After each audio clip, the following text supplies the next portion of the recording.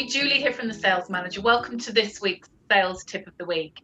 And we're continuing the theme on helping anybody out there who is setting up business and giving you some advice. And this week I have the lovely Paul Drake from White Star, who is going to talk to us a little bit about setting up your first website. So Paul, you know, what do people need to look out for and be aware of when they're setting up their first website?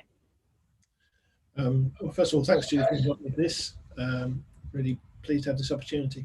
When you're setting up a new website, when you're starting out, there's two ways you can go. You can either go build it yourself or go to a professional. Whatever you do, whichever way you do it, and both work to some extent. Obviously, it's better getting a professional because they know exactly what they're doing, but there's a number of things you need to think about. So first of all, you've got to make sure it uses your branding. So you've got to get your logo on there, your color scheme, your fonts all set up, and use consistency across the site. Consistency is the next thing. Make sure that all your pages follow the same sort of layout and the same sort of look and feel. So you don't. Otherwise, you end up not with a website, but with a collection of pages, which doesn't work. Make sure your website is designed to work on all devices, whether it's a tiny little mobile or a 27-inch monitor.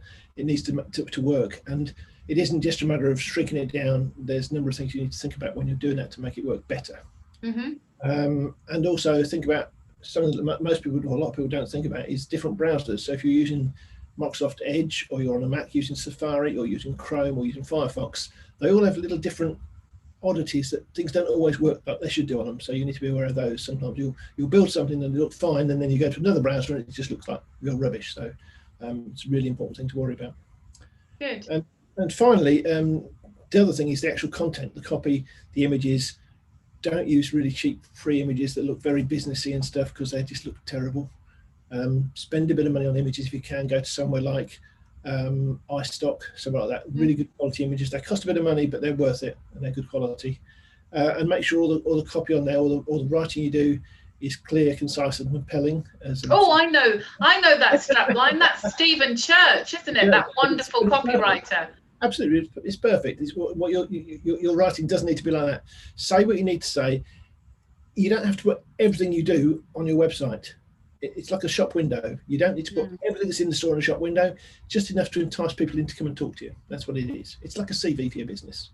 Brilliant. Thank you so much, Paul. There's some really good tips there, and I hope that's going to help you if you're setting up your business and you're thinking about your website. Next time, we're going to be inviting Mark Costa, who's a graphic designer, along, and he's going to be talking to you about branding. And what's really interesting is both Mark and Paul built our website. Mark did all the sort of design of it. Paul actually built the website. So if you really want to check out their handiwork, hop onto our website, www.thesales-manager.co.uk.